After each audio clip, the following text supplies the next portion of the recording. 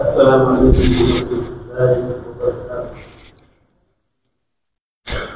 wannan kuma ta yau ta ce magana sai ka buɗe ruhi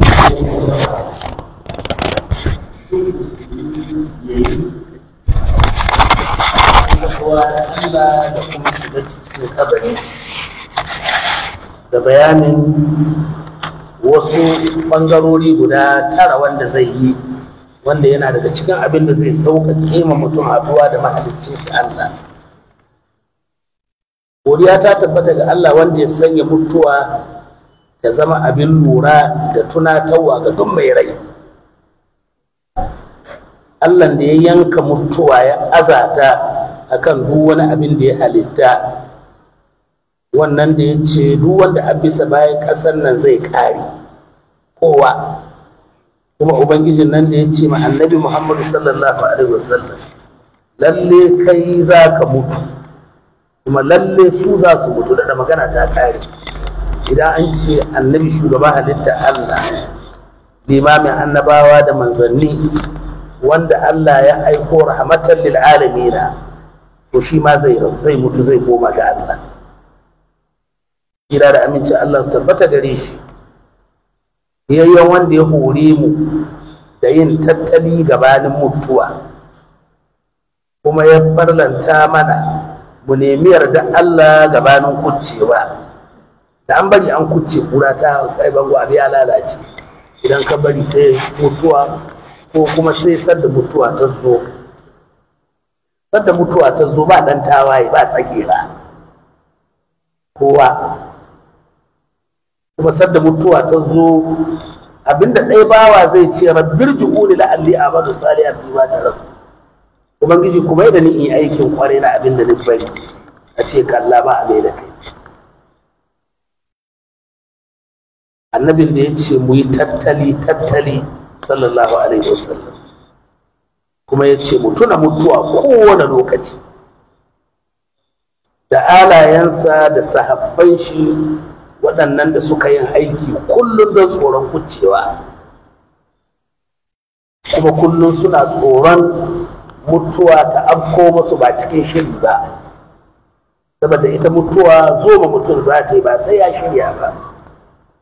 Za ka ga nau'o'an mutuwa iri-iri, kowane irin nau'in mutuwa an gani. Bayan haka ya ku bayan Allah,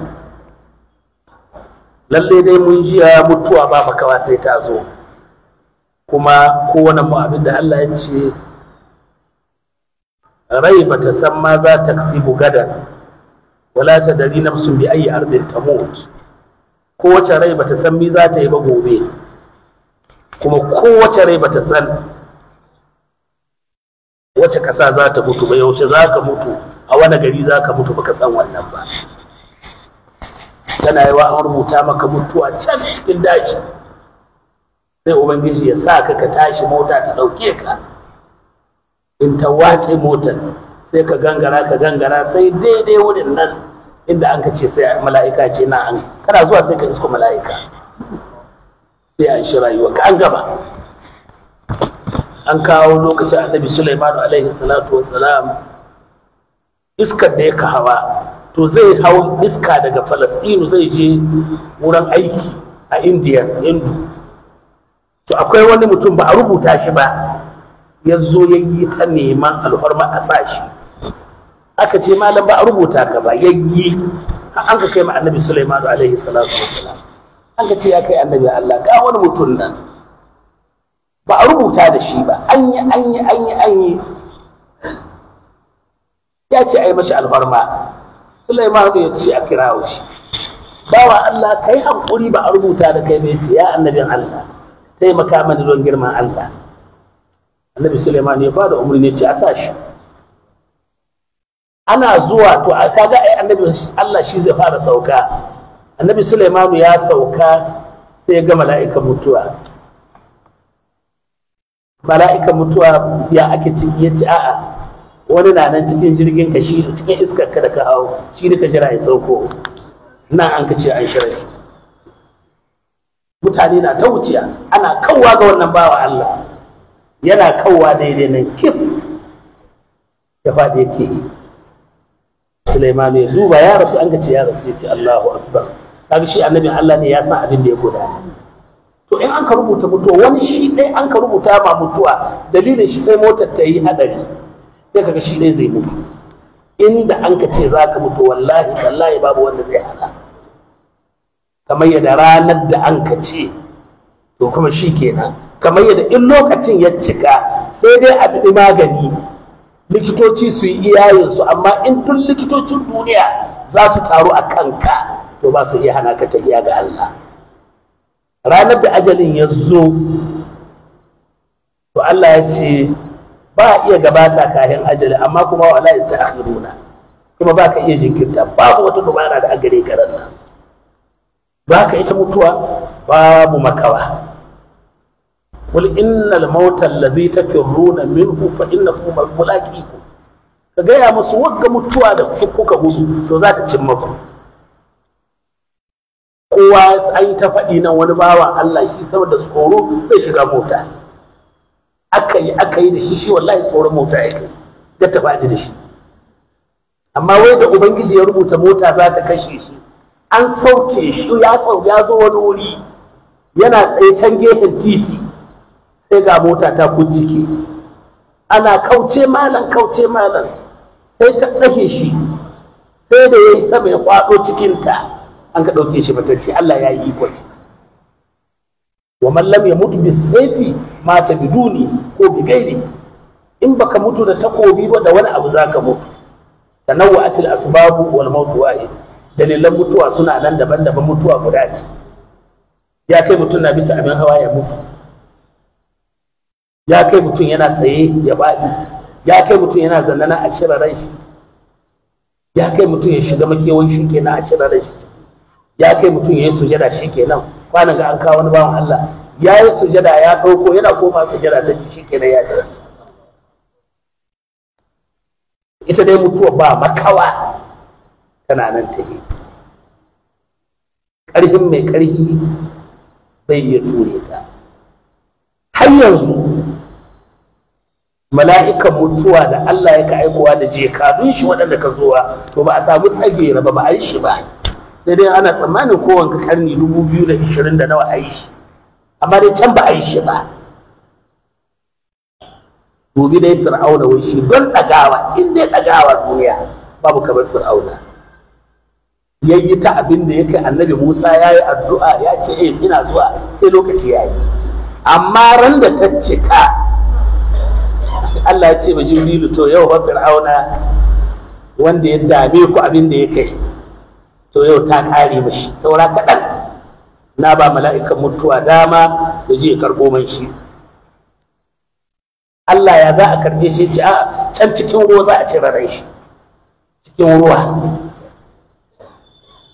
Don an zo an yi ma Fir'auna tambaya, Fir'auna bai biya kai sarki ka daɗe da kanka, ni ne bawa nawa ne, ni siyo shi da kuɗi na, amma ni zo ni sa shi aiki ya kiya, ya zo ce bai yarda da ni ba, ha kuma ya zo yana jayayya da ni, ya ce da kai nan bawan naka, ya ce bawa na.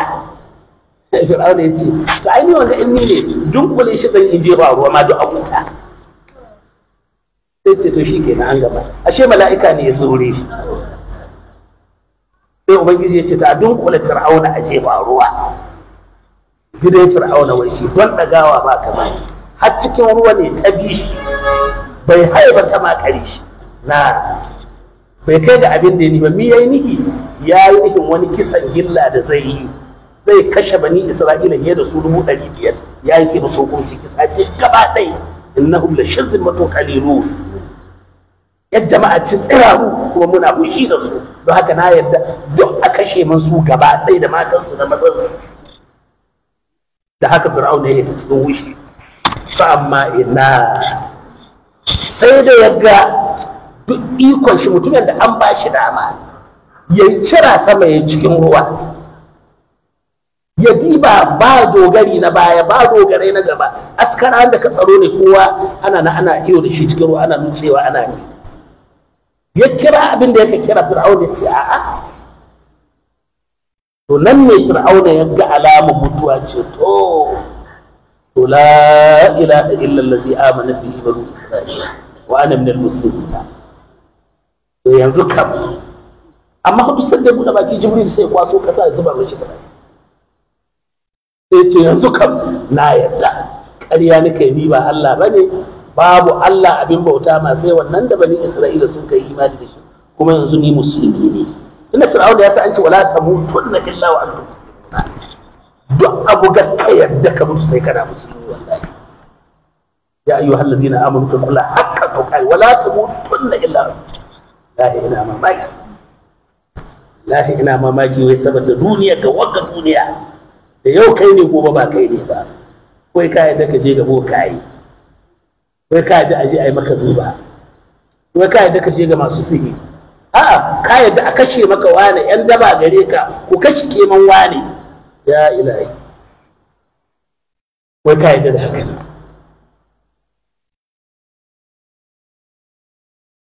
Ka yadda.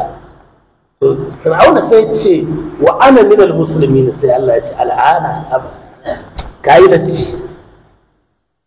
Wannan shi haka yake ko yanzu wallahi ko yanzu kake tuba sai da kaga alamar mutuwa a ce Allah na bari sai a ce al'ana, shi haka yake. Annabi mu ne yace alaihi salatu wassalam inna Allah yaqbalu, yace to yanzu na tuba, inni tubtu al'ana, yanzu kan na tuba. To Allah bai san wannan tuba. Ko kuma wanda ya saka ce har rana ta kullo daga yamma, wanda rana mai kullowa daga gabas, akwai ranar da wallahi tallahi za ta kullo daga nan. Duniya ta yadda ce duk kimiyyar duniya da fasahar duniya. Allah tsare mu. Yan uwa musulmi, tunda dai mutuwan nan akwai ta, kuma mun san da ita, kuma tana zuwa ba zato ba tsammani. Akwai ran da zaka tashi kai garanka ba zato ba tsammani, to amma ran da za a mutu. Kullum akwai wani bawan Allah yana tuna mutuwa abokin shi wannan karo ya yi wani aiki an biya shi kwangila, ya yi wani kasuwanci ya samu kuɗi, to an zana mashi wani katafaren gida wanda zai ginawa. Ya kirawo shi suna zanne a falon shi, inna lillahi wa inna ilaihi raji'un. Zanen ya ta gwada mashi, ya ce ka ga da an kai zane, ka ga da an kai zane, yana ta gwada mashi zane. Ya ce ka ga ko abin gan ajan ruwa, tankin rizabuwa ta ajan ruwa, ya ce na yi guda 4 ga gidan don ba ni son rashin ruwa. 4 ya zana a gidan. Ya ce ka gani, ya ce a wannan lokaci so ka ci nama ga zuma ga komi. Ya ce to yanzu za su yi magana da injiniya, yanzu shi kenan wallahi wansa ake mutu.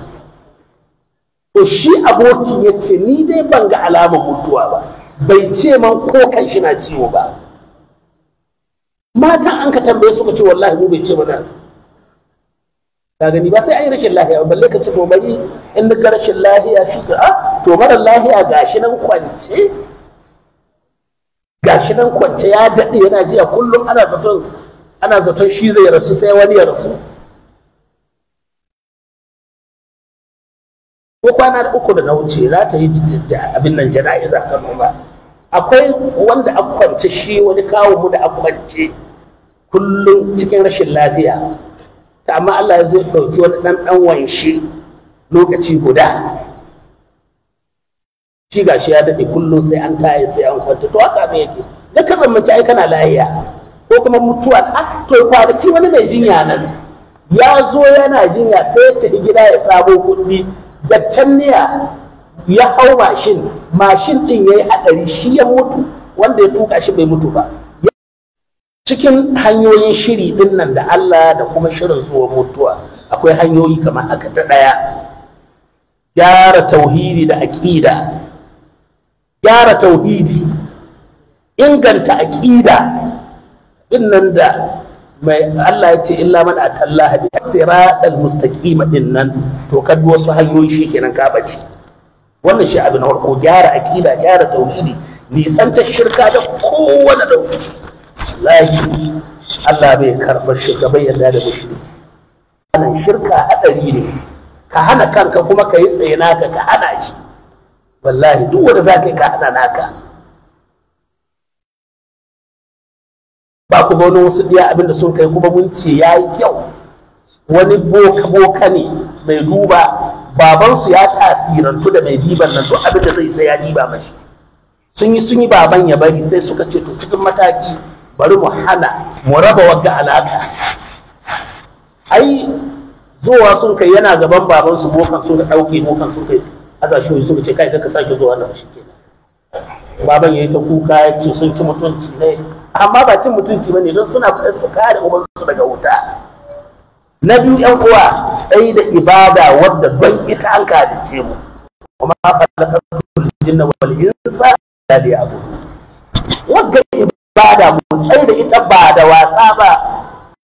Mafi girman ibada banda tauhidi sallah. Tsaye da sallah. Tsaye da sallah. So nawa Allah na ce mana mu tsaye da sallah. Ku tsaye da sallah. Ka tsaye da sallah kai ma ci ka tsaye da sallah.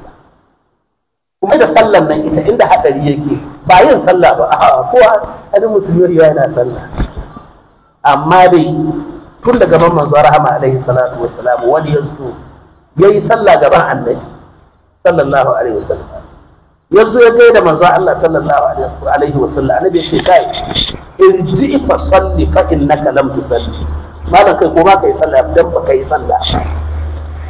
To ka ce kana sallah baka iya fatiha ba, at-tahiyatu din ga da aka in ayi raka'a biyu baka iya ba, salatin da aka yi ma annabi sallallahu alaihi wasallam ga raka'a karshe baka iya ba,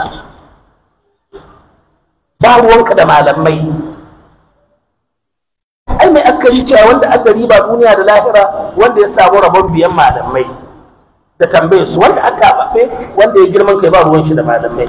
To sai ka yi ta sallar baka iya ba, wallahi baka zama mai tattalin mutuwa ba in baka koyi ilimin farilla aini ba, in baka je ka gyara sallar ka ba tun daga tsalki da ita sallar duk karatun da aka yi ka je ka koya, baka yi girma ba in kana so aljanna Allah. Tsugunna ka ce ma malam faɗa mani, in duniya ce gaban wa baka tsugunna ba duniya, baka tsugunna gaban likita ba ɗanka kana faɗa mashi ma yana tona maka asiri sai kun tona asiri, ko ba haka bane? Kai da ma za ka je likita sai ma ya kwantar da kai a auna ka ya mammatsa jikinka, kai da ma saboda ɗan lahiya likita zai ɗauko ƙarfe ya burma maka da sunan allura kuma taimaka maka yayi duk dai saboda ɗan lahiya. To shi ko wanga malami tambayar shi ɗaya za ka yi ka ce alhamdulillahi rabbil alamin, ya ce a'a alamin. Ka zo ka ce iyaka na abudu wa iyaka, ya ce a iyaka aka cewa. Ka zo ka ce ihdina, ya ce a ihdinas sirata. Ni ne kuma annabi ya ce sallallahu alaihi wasallam ni na wuce na bar muku malamai magana na. In ka ce ba ruwanka da malamai, ba ka da malami, ba ka karatu, ba ka tambaya, bai ka bani ka lalace. Na uku ba da haƙoƙa. Shi haƙƙin Allah tauhidi da waɗanda an ka faɗi da haƙƙin manzo Allah sallallahu alaihi wasallam, haƙƙin alqur'ani wanda littafi da Allah ya ko annabi Muhammadu sallallahu alaihi wasallam. Daga cikin haƙƙin shi banda ko girmama shi da me ka koyi alqur'ani, khairukum man ta'allama alqur'ana wa 'allamahu. To sai haƙƙin uwaye, don babi sun kai cewa mai ƙarfin haƙƙi a duniya bayan haƙƙin Allah da manzo shine haƙƙin uwaye. Kai sai kai ta jafa uwa kamar mafalki. Wallahi ko yau ba a yi kwana uku wani ya zo ce wallahi malam yanzu da rabona da ɗana wata 9. Wace ƙasa yake ce ƙasa malam ku sauye menene a faɗa ɗaya na yi mashi kan wani abu faɗa, ya ce in na buga mashi wa yanzu bai ɗauka, kai tahiya ta yi nisa, ko zamanin su imrul kaisi can kafin Allah ya aiko annabi babu irin wannan biya, su ko can suna biyayya ga uwayensu, amma ku duba irin wannan musiba. To ka tabbatar da bada haƙƙin iyaye da biyayya gare su da kyautata musu, kamar da ubangiji ya bada umarni wa bil walidaini ihsana, kamar da ubangiji ya ce an shkurni wal walidayka, kamar da annabi ya ce kuma Allah ya yanke hukunci ga abota ba kowa sai Allah, amma a kyautata ma iyaye, kamar da manzo Allah sallallahu alaihi wasallam ya ce yarda Allah tana tare da yarda uwaye, kamar da annabi ya ce sallallahu alaihi wasallam wanda ya saba ma uwaye bai shiga aljanna. na hudu sadar da zumunta da duk ma'anar sadarwa. Katsa zumunta ɗaya mala yana iya hana ka shiga aljanna, a'udhu billahi.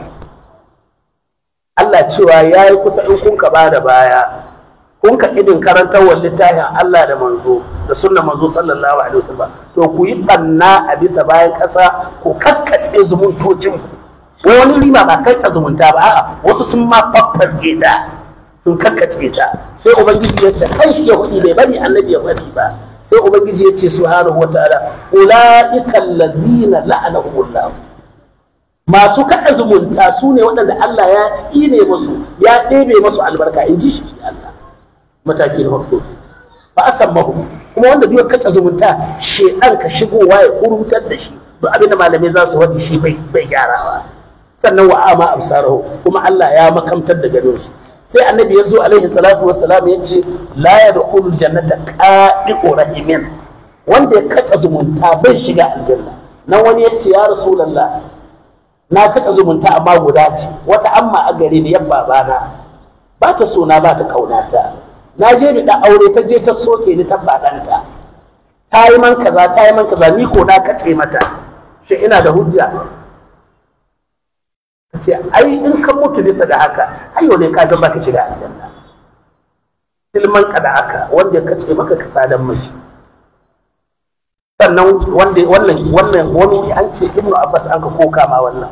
Wani wuri wani ya zo ga manzo sallallahu alaihi wasallam, ya rasulullah ina da yan uwa, ni ina sadan musu da zumunta amma su ba su sadan mu, ni ina kyautata musu amma suna muna na mani, ni ina karba gayyata su amma su ba su karba gayyata ta.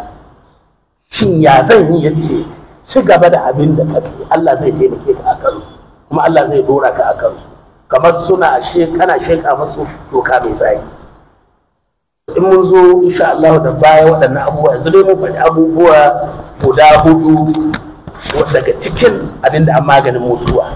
An faɗi tauhidi, a gyara tauhidi da aƙida, a bar shirka da Allah ɗai kenan ne. An faɗi ibada gada ba a halicce mu ba sai don ita, to mu yi tsaye mu tsaye da ibada. Yayyen ibada bayan tauhidi sallah, ita ko sallah sai an gyaro ta tun daga tsarki har arwala, wankan janaba da su tsarkin jiki, tsarkin sutura, tsarkin wuri, duk sai an gyaro wannan. Sannan dole in an zo sallah ita sai an tai ga malamai, sai an iya ruku'i da sujada, sai an iya karatu duk da aka yi na sallah. Tun iqama sai ka iya iqama, at-tahiyatu sai ka iya at-tahiyatu. Bi ba yanzu da ka ce mawala an ce karanta ka iya tahiya kace sai ka ce at-tahiyatu lillahi, ka faɗi baka iya ba. At-tahiyatu lillahi cewa dai at-tahiyatu lillahi baka iya tahiya ba, dan ba at-tahiyatu yake ba, at-tahiyatu yake akwai shadda.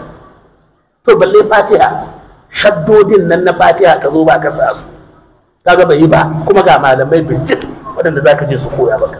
To sannan sai ba da haƙƙi, ka tabbatar da cewa ka ba da haƙƙin uwaye, ka kyautata ba uwaye, ka yi biyayya ga uwaye, ka girmama iyaye suna da rai ko sun rasu, ka ba su haƙoƙansu da annabi ya ce don ka ci sallallahu alaihi wasallam. Zaka ce to ai sun rasu, to wani ya zo ya ce ya rasulullah, to ni na yi ta biyayya ga uwaye na yanzu sun rasu, suna da sauran haƙƙi a kai. Na ce ƙwarai, ni ne da ya ci addu'a, yi masu addu'a. Ya ce ina nan ina yi masu addu'a.